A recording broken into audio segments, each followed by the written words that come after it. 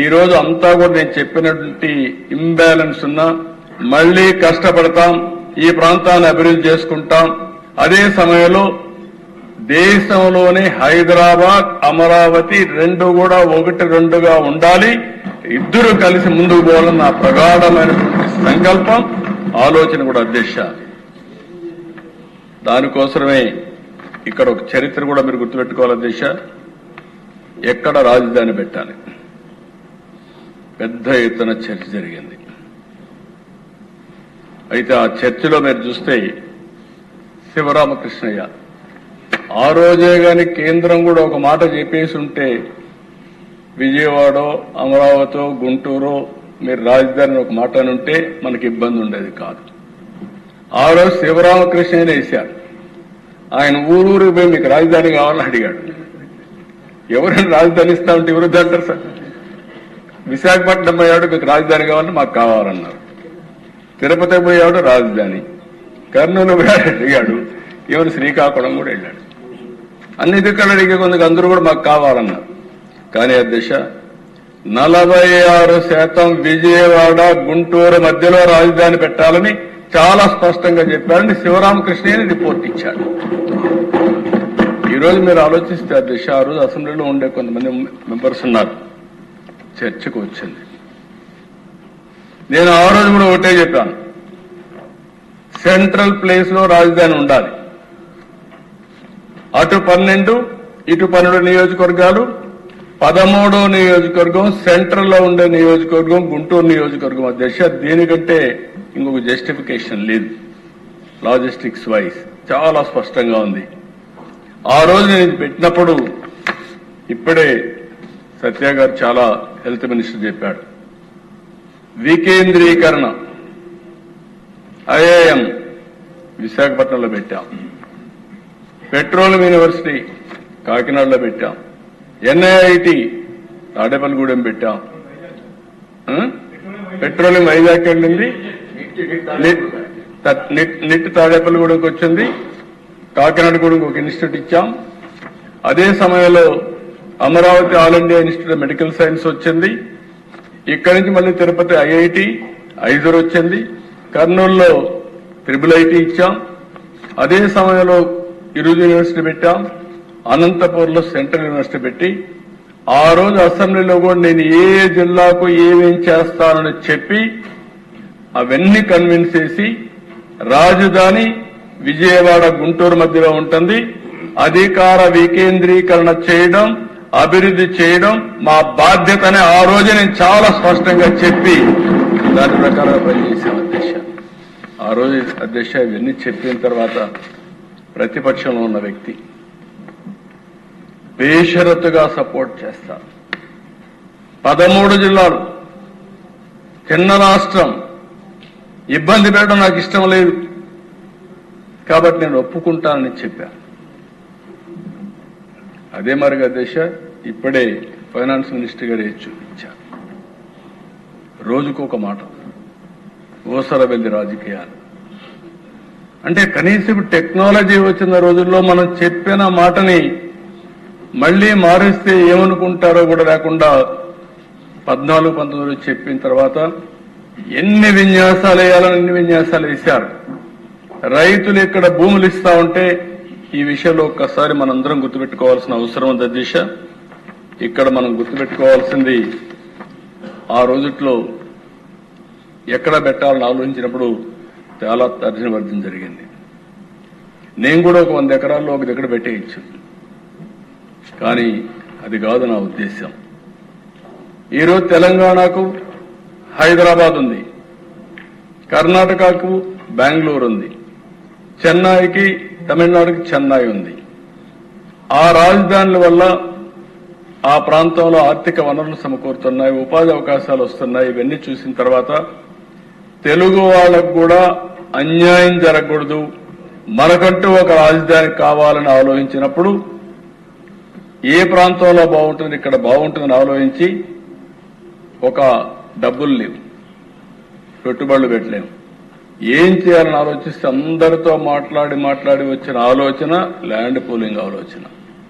ఎవరన్నా ఇస్తారంటే నారాయణ గారు ఇక్కడుండే ఎమ్మెల్యేలు అందరితో పుల్లారావు గారు అప్పుడు ఉన్నారు, అదే మరి మంత్రిగా ఉన్నాడు శ్రవణ్ కుమార్ అందరితో మాట్లాడితే ఇక్కడ రైతులకు వచ్చి చెప్తే దిశ నా జీవితంలో ఎప్పుడు మర్చిపోలేను. 4-5 మీటింగ్లు మాట్లాడిన తర్వాత 58 రోజుల్లో 34,400 ఎకరాలకు కన్సెంట్ ఇచ్చి 34,000 ఎకరాలు జీరో డిస్ప్యూట్, ఎక్కడా డిస్ప్యూట్ లేకుండా ల్యాండ్ ఇచ్చారు. చాలా మందికి ఆశ్చర్యం వేసింది. ఇప్పటికి కూడా ప్రపంచంలో ఎక్కడా జరిగిందని నేను అనుకోను ఇప్పటికి కూడా. అయితే దానికి కారణం అధ్యక్ష, హైదరాబాద్ లో ఎయిర్పోర్టు 5,000 ఎకరాలతో కట్టాం. అక్కడ కూడా ఏమి డిస్ప్యూట్ లేదు. నేను ఒకే మాట చెప్పాను ఆ రోజు హైదరాబాద్ లో, మీరు ల్యాండ్ ఇవ్వండి, లిబరల్ గా కాంపన్సేషన్ ఇస్తాం, మీరు పక్కన కొనుక్కోండి, ఇక్కడ ఎయిర్పోర్ట్ వస్తుంది, మీరు అభివృద్ధి అవుతారంటే నమ్మకంతో ఇచ్చారు. అదేవిధంగా ఇక్కడ ఈ రాజధాని కోసం ఒక్క మాట మాట్లాడకుండా 33,000 ఎకరాలు ఇస్తే అక్కడి నుంచి ఇవన్నీ కూడా ఈరోజు మనం కూర్చున్న ప్లేస్ కూడా ఆ రైతులు ఇచ్చిందే. ఈ సందర్భంగా మరొక్కసారి ఆ రైతాంగానికి శిరస్సు వంచి నమస్కారాలు తెలియజేస్తాను. ఇది ఒక స్ఫూర్తి. ఆ స్ఫూర్తితో వాళ్ళు ఇస్తే ఇక్కడికి వచ్చినప్పుడు అధ్యక్ష వీళ్ళు మాట్లాడిన మాటలు ఎన్నిసార్లు అధ్యక్ష ఆ టీవీ మీరే చూశారు. నీళ్లుంటే చాలు, 33,000 ఎకరాలు భూమి కావాలన్నాడు. అంటే ఎవరు ఇవ్వరని 33,000 ఎకరాలు ఇచ్చేసిన తర్వాత అదెట్టి ఇచ్చారన్నాడు. అక్కడి నుంచి మళ్ళీ విచిత్రమైన వ్యక్తి అధ్యక్ష కొంతమంది మాట్లాడారు. కానీ ఎలాంటి వ్యక్తి అంటే అలాంటి ఇక్కడ చెరుకు తోటల్లో ఆ రోజుల్లోనే అగ్గిపెట్టే పరిస్థితి వచ్చారు, నిప్పు పెట్టే పరిస్థితికి వచ్చారు. వరల్డ్ బ్యాంక్ లెటర్ల మీద లెటర్లు రాశారు, డబ్బులు ఇవ్వద్దని, సహకరించొద్దని. అంటే ఎన్ని విధ్వంసాలు చేయాలనో అన్ని విధ్వంసాలు చేసే పరిస్థితికి వచ్చారు. కానీ ఆ రోజు కూడా అధ్యక్ష నాకు ఒకసారి అనిపిస్తుంది, ఈ ప్రాంతంలో రాజధాని పెట్టాలన్నప్పుడు ప్రధానమంత్రి గారు వస్తారన్నప్పుడు ప్రతి గ్రామంలో దేవాలయాల్లో పూజలు చేసి అక్కడ పవిత్రమైన మట్టిని పవిత్రమైన జలాల్ని పూజ చేసి దేవాలయాల్లో మసీదుల్లో లేకపోతే చర్చల్లో అన్ని ప్రాంతాల్లో స్వర్ణ దేవాలయాలు కూడా పూజలు చేసి ఆ పవిత్రమైన మట్టిని నీళ్లని ఇక్కడ తీసుకొచ్చి ఈ ప్రాంతాన్ని పునీతం చేశాం. ప్రధానమంత్రి గారు కూడా ఆ రోజు ఇప్పుడు కూడా జ్ఞాపకం ఉంది దిశ, ఆయన చెప్పిన మాట, నేను ఈరోజు ఏదైతే పక్కనుండే రివర్ యమునా నదీ తీరానుండే పవిత్రమైన జలాల్ని అదే మరి పార్లమెంటు దగ్గరుండే మట్టిని తీసుకొస్తున్నా. ఇది పార్లమెంటు దగ్గర మట్టిని తీసుకొచ్చారంటే పార్లమెంటు సాక్షిగా అమరావతిని అభివృద్ధి చేసే బాధ్యత పార్లమెంట్ తీసుకుంటుంది, కేంద్ర ప్రభుత్వం తీసుకుంటుందని ఆ రోజే ప్రధానమంత్రి గారు చెప్పారు. అదే భరోసా అని చెప్పి కూడా నేను మీకు తెలియజేస్తున్నాను అధ్యక్ష. అలాంటిది ఈ రోజు మనం చూస్తే అధ్యక్ష, ఇన్ని జరిగితే 2000 ఈ ప్రాంతంలో మనం చూసినప్పుడు రైతులు ఇచ్చింది కేవలం భూములు కాదు అధ్యక్ష, 5 కోట్ల ప్రజలకు భవిష్యత్ ఇచ్చారు అధ్యక్ష. ప్రోగ్రెస్ లో పార్ట్నర్స్ అయ్యారు అధ్యక్ష. 217 చదరపు కిలోమీటర్ పరిధిలో రాజధాని నగరం, 16.9 చదరపు కిలోమీటర్ పరిధిలో కోర్ క్యాపిటల్.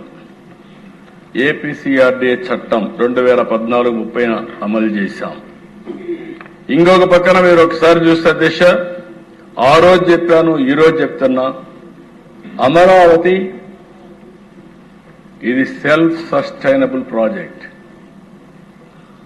ఈ ప్రాజెక్టుకి రాష్ట్రంలో ఎక్కడా ఒకప్పుడు హైదరాబాద్ లో ప్రైవేట్ భూమి ఉంది, కానీ గవర్నమెంట్ భూమి ఉండేది. గవర్నమెంట్ భూమి తీసుకొని డెవలప్ చేశాం. దానివల్ల ప్రైవేట్ భూములు కూడా విలువ పెరిగింది, ముందుకు పోయే పరిస్థితికి వచ్చారు. ఇక్కడికి వస్తాను అధ్యక్ష, ఇక్కడ భూమి లేదు కాబట్టి రైతుల ముందుకు వచ్చారు, వాళ్ళ ఉదారతతో వచ్చారు. దీనిపైన ల్యాండ్ మానిటైజేషన్కి పోతున్నాం, కొంత ల్యాండ్ తిరిగి వాళ్ళకి డెవలప్ చేసి ఇస్తాం. కొంత భూమి రిజర్వ్ ఉంది, ఇది కూడా అమ్ముకుంటాం. నేను ముందే చెప్పినట్టు అధ్యక్ష, మీరు ఒకసారి చూస్తే ఇన్కమ్ మీరు చూశారు. ఏం జరుగుతుంది ఒక రాజధాని వల్ల అని మాట్లాడే వ్యక్తులకి ఈ రోజు హైదరాబాద్ కాంట్రిబ్యూషన్ 1,05,000 రూపాయలు సంవత్సరానికి ప్రజల అభివృద్ధి కోసం వచ్చే ఆదాయం ఒక్క హైదరాబాద్ వల్ల 1,00,000 కోట్ల రూపాయలు వస్తుంది సంవత్సరానికి. ఈ విషయం తెలియని వాళ్ళు ఏదంటే అది మాట్లాడే పరిస్థితికి వస్తున్నారు. రేపు రాబోయే రోజుల్లో ఇప్పుడు ప్రభుత్వానికి ఆదాయం వస్తుంది, భూమిని మానిటైజ్ చేస్తే తిరిగి ఆ డబ్బులు కడతాం. మనం కన్స్ట్రక్షన్ చేసే సమయంలోనే ఆదాయం వస్తుంది ట్యాక్సెస్ ద్వారా, అది కూడా రాష్ట్ర ఆదాయాన్ని పెంచే పరిస్థితికి వస్తుంది. రెండోది ఉపాధి అవకాశాలు వస్తాయి. ప్రజల ఆస్పిరేషన్స్ ని ఫుల్ఫిల్ చేసే కేంద్రంగా అమరావతి ఉంటుంది. నాకు అమరావతి అంటే అధ్యక్ష ఒక్క విషయం మనం గుర్తుపెట్టుకోవాల్సిన అవసరం ఉంది. ఇలాంటి అమరావతిని మనం అభివృద్ధి చేస్తా ఉంటే 2019 తెలుగు జాతి మళ్ళీ ఎన్ని ఛాలెంజెస్ ఉంటాయంటే అన్ని ఛాలెంజెస్ అధికారంలోకి వచ్చారు. మళ్లీ దురదృష్టం వెంటాడింది. రాజధాని పైన చీకట్లు. ఒక్క ఛాన్స్ ఇవ్వడంతో 30 ఏళ్లు వెనక్కెళ్లిపోయే పరిస్థితికి వచ్చాం. ప్రజావేదిక కూల్చడంతో ప్రారంభమైంది విధ్వంస పాలన. ఒక్క మాట కాదు దిశ, వేశ్యల రాజధాని, శ్మశానం, ఎడారి, ముంపు ప్రాంతం, విషాన్ని జమ్మారు, విద్వేషాన్ని చేశారు. కడాన 2019 డిసెంబర్ 17న 3 రాజధానుల ప్రకటన. అంతా గందరగోళం. మామూలుగా దేశ మీరు ఒకసారి చూస్తే భూములిచ్చిన రైతులపైన ఉక్కుపాదం, కేసులు, వేధింపులతో ఆగిన గుండెలు, చరిత్ర నిలిచిపోయేలా 1631 రోజుల పాటు రైతుల పోరాటం, అన్ని వర్గాల మద్దతు, న్యాయస్థానం నుంచి దేవస్థానం వరకు యాత్ర, అమరావతి నుంచి అరసవల్లి పేరుతో పోరుబాట, పాదయాత్రలో రైతులు, మహిళలపై దాక్షికం, అడుగడుగున అడ్డంకులు, అడ్డుగోలుగా కేసులు, కాళ్లతో తన్నారు, జుట్టుపట్టుకొని ఇచ్చారు, కీచక పర్వాన్ని చేశారు. వైసీపీ 3 రాజధానుల కుట్రను శాసనమండలిలో సెలెక్ట్ కమిటీకి వేస్తే టెక్నికల్ ప్రాబ్లం చూపించి గవర్నర్కి పంపించి, అంటే అక్కడ సెలెక్ట్ కమిటీలో పంపిస్తే చైర్మన్ పంపించిన దాన్ని తొక్కిపెట్టి సెక్రటరీ ద్వారా గవర్నర్కి పంపించి ఆ బిల్లు పాస్ చేస్తే హైకోర్టుకి వెళ్తే హైకోర్టు రాజధాని కాపాడే పరిస్థితికి వచ్చింది అధ్యక్ష. అరాచకాలకు ఎంత పరాకాష్ట అంటే ఇది ఒక ఉదాహరణ మాత్రం. అప్పట్లోనే మీరు చూస్తే జాతీయ మీడియా, అంతర్జాతీయ media, the Indian express YCP భారీ మూల్యం చెల్లించాల్సి వస్తుందని ఆ రోజే రాశారు. ఆ భారీ మూల్యమే 151 సీట్ల నుంచి 11 సీట్లకు వచ్చే పరిస్థితి వచ్చింది. ఇది మనం చెప్పడం కాదు దేశ. ఇంకో పక్క ఎకనామిక్ టైమ్స్ భారీ తిరోగమనం.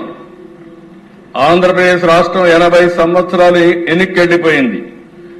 బిజినెస్ స్టాండర్డ్స్, హేతుబద్ధత లేదు 3 రాజధానులకి. ది హిందుస్థాన్ టైమ్స్ స్వార్థ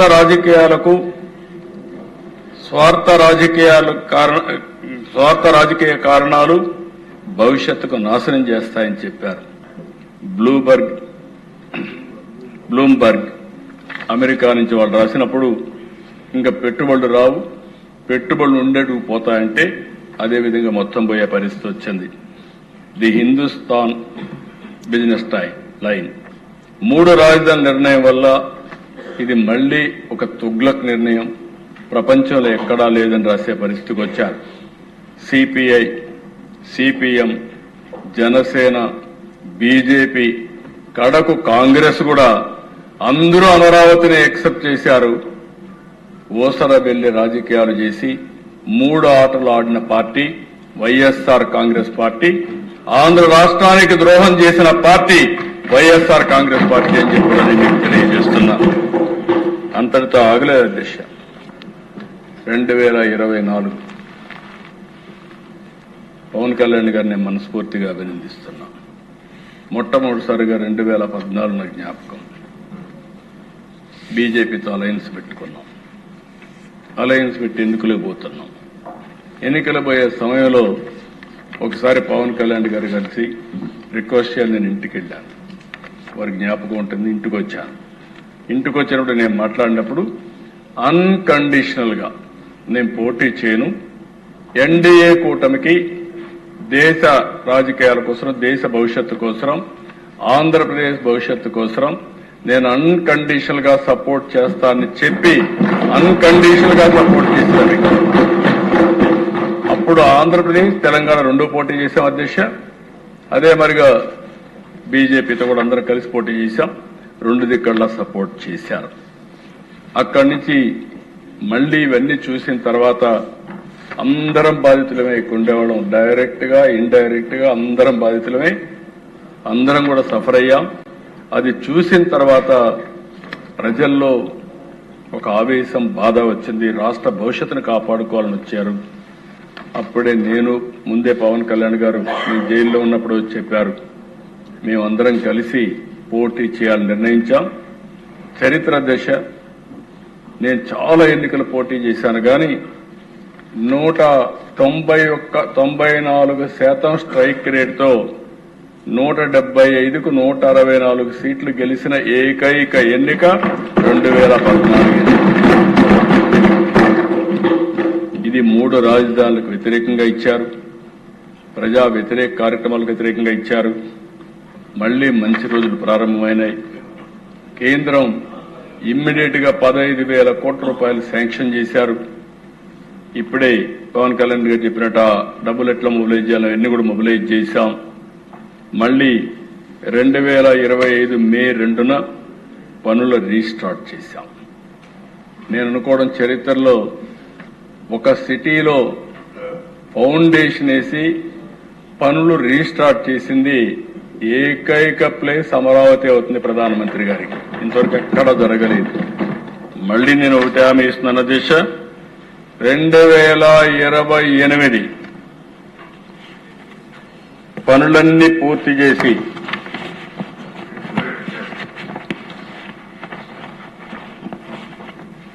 ఈరోజు మొత్తం ప్రధానమంత్రి గారు రీస్టార్ట్ చేసింది 2 మే 2025. మొత్తం trunk roads, layouts, assembly, high court, 5 iconic towers ఇవన్నీ కూడా వివిధ డేట్స్ లో పూర్తవుతాయి. ఇప్పుడే నారాయణ గారు అడిగితే క్లియర్ గా ట్రంక్ రోడ్స్ అన్ని 27 మే 2027కి పూర్తవుతాయి. లేఅవుట్స్ అన్ని 27 మే 2028కి పూర్తవుతాయి. అసెంబ్లీ 28 మే 2028కి పూర్తవుతాయి. హైకోర్టు 20 జూన్ 2028కి పూర్తి చేసి 5 ఐకానిక్ టవర్స్ 4 ఆగస్టు 2028కి పూర్తి చేసి మళ్లీ ఆగస్టు 2028కి ప్రధానమంత్రి గారే వచ్చి ఇవి ప్రారంభం చేసే పరిస్థితికి వస్తారు. అది కూడా ఇనాగరేషన్ పెడతాం. అంటే ఇలాంటి చరిత్ర ఎక్కడా జరుగుండదు అధ్యక్ష. ఫౌండేషన్ వేయడం, రీస్టార్ట్ చేయడం, మళ్లీ ఇనాగరేట్ చేయడం. అందుకే అధ్యక్ష ఈరోజు మనందరం గుర్తుపెట్టుకోవాల్సింది 56,000 కోట్లు విలువైన 91 పనులు అవుతున్నాయి. రాత్రింబళ్ళు దగ్గర 30,000 మంది పనిచేస్తున్నారు. అయితే అధ్యక్ష ఈ రోజైనా మారతారనుకున్నాం. వైసీపీ ఇంకా బుద్ధి మారలేదు. అవే కుట్రలు, అవే కుతంత్రాలు. రాజ్యాంగంలో రాజధాని పదమే లేదంటారు. ఏమనాలో నాకైతే అర్థం కాదు. అంటే వీళ్ళకు ఒక రాజ్యాంగం రాసుకుందని నాకు తెలియదు. ఇక్కడ ఉండేది రాజారెడ్డి రాజ్యాంగం లేదు, అంబేద్కర్ గారు రాసిన రాజ్యాంగం ఉంటుంది. ఆ విషయం అవసరం ఏమి కూడా దేశ బాధ్యత. నేను చాలాసార్లు రాజకీయ నాయకులను చూశాను కానీ ఒక్కొక్కసారి బాధున్నా, అక్కసున్నా రాజకీయాల్లో ఉండే అధ్యక్షులు, వ్యక్తులు ఎప్పటికప్పుడు వాస్తవాలకు దగ్గరగా పనిచేస్తారు. ఆ వాస్తవాలకు దగ్గరగా పనిచేయకుండా ఈరోజు నేను అనుకున్నాను, కనీసం చేసిన తప్పుని కరెక్ట్ చేసుకోవడానికి ఇప్పుడైనా వచ్చి ఈ ప్రత్యేకమైన సమావేశంలో శాశ్వత రాజధానికి సహకరిస్తారు కానీ లేకపోతే విట్నెస్ చేస్తారని చెప్పి అనుకున్నాను. ఈ రోజు కూడా రాలేదంటే నాకు అర్థం కావడం లేదు.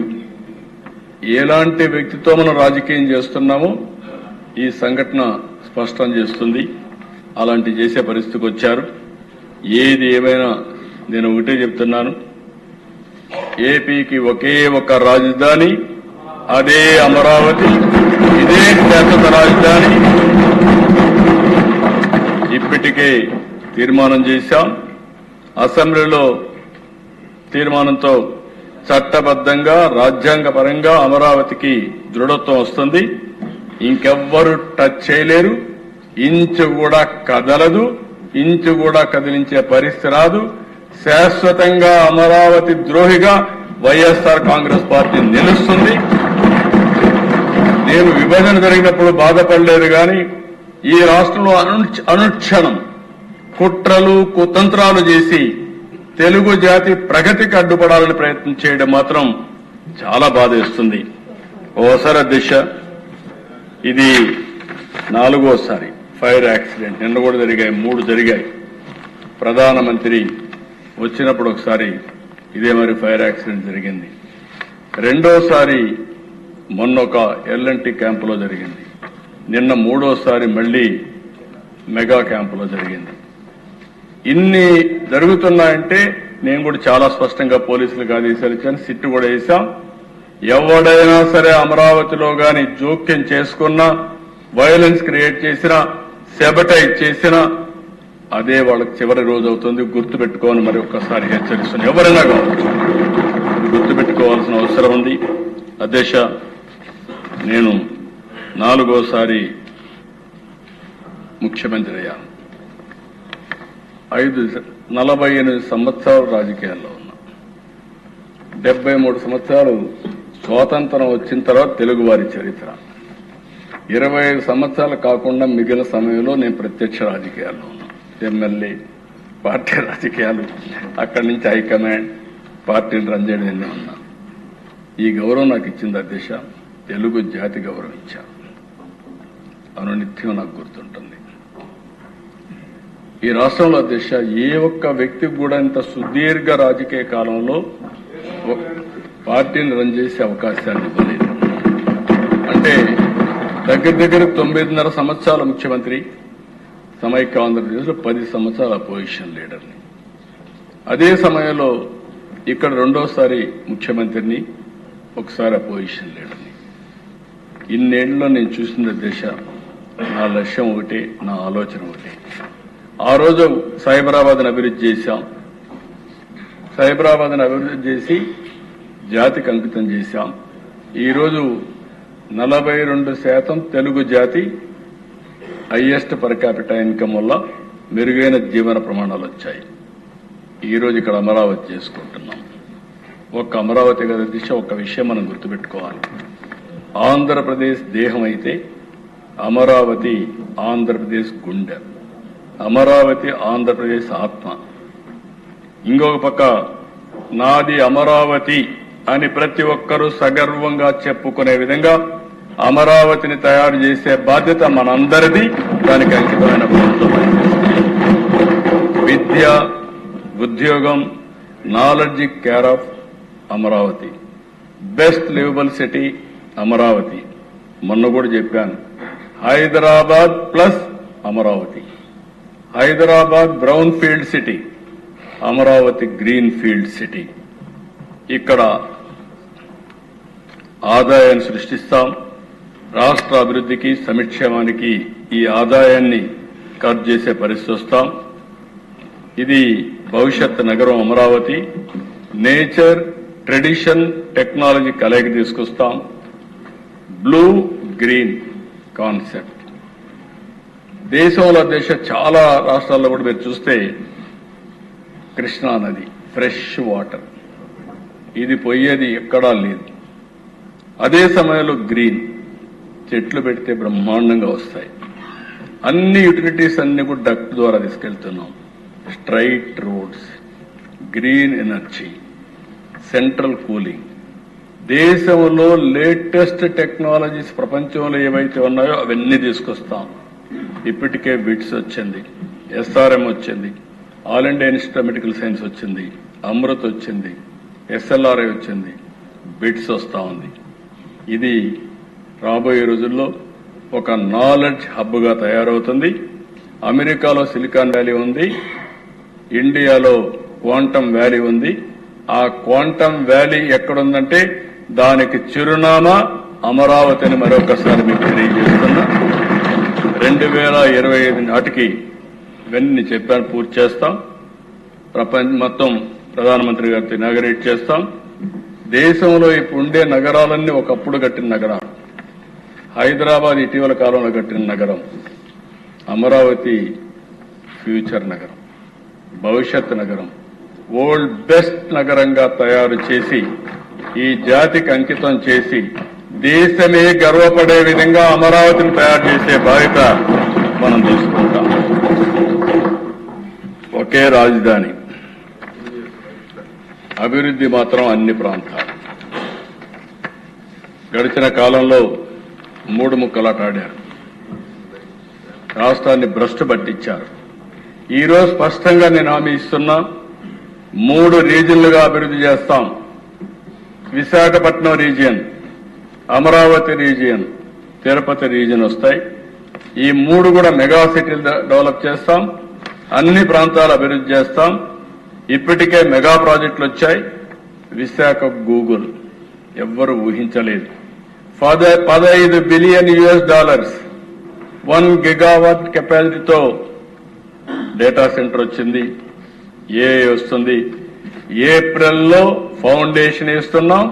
3 సంవత్సరాల్లో ఫేజ్ 1 పూర్తి చేసి విశాఖపట్నానికి అంకితం చేసే జాతికి అంకితం చేస్తాం.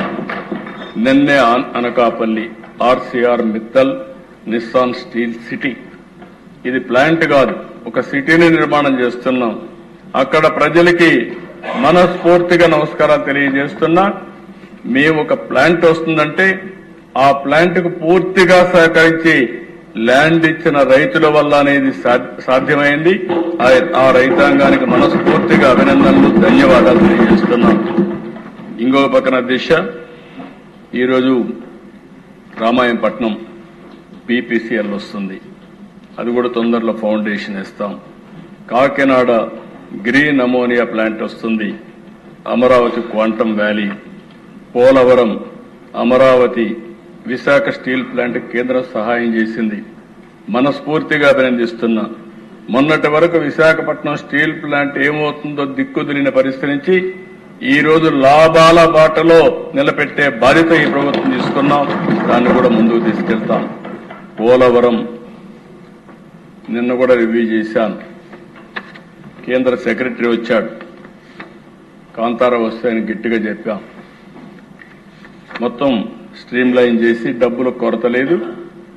రెండవది, మనకు రాబోయే సంవత్సరం గోదావరి పుష్కరాలు వస్తాయి. గోదావరి పుష్కరాల కంటే ముందు పోలవరాన్ని పూర్తి చేసి జాతికి అంకితం చేసే బాధ్యత తీసుకుంటాం. అది కూడా పూర్తి చేస్తాం. ఉత్తరాంధ్రకు మెగా పరిశ్రమలు తీసుకొస్తాం. రాయలసీమలో సాగునీరు, పరిశ్రమలు, హార్టికల్చర్ తీసుకొస్తాం. నేను మీరు శాశ్వతం కాదు, మనందరం గుర్తుపెట్టుకోవాలి. మనం చేసిన మంచి, మనం చేసిన అభివృద్ధి శాశ్వతం. మనకి ఎప్పటికీ అది గుర్తుండాల్సిన అవసరం ఉంది. అందుకే ఈ రోజు చెప్తున్నాను అధ్యక్ష, ఈ తీర్మానం పెట్టినప్పుడు మీ అందరినీ రిక్వెస్ట్ చేస్తున్నా. అమరావతి అజేయం, అమరావతి అద్భుతం, అమరావతితోనే తెలుగు వైభవం. జై తెలుగు తల్లి, జై భారత్, జై హింద్.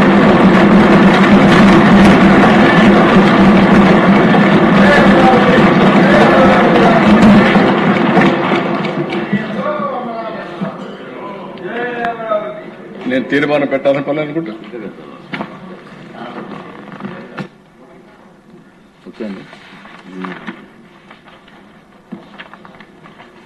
గౌరవ ముఖ్యమంత్రి గారు ప్రవేశపెట్టిన తీర్మానం సభా సమక్షంలో ఉంది. అనుకూలంగా ఉన్నవారు అవునానండి, వ్యతిరేకంగా ఉన్నారు కాదనండి. అవునన్నారు, అవునన్నారు, అందరూ అవునన్నారు. తీర్మానం ఏకగ్రీవంగా ఆమోదించబడింది.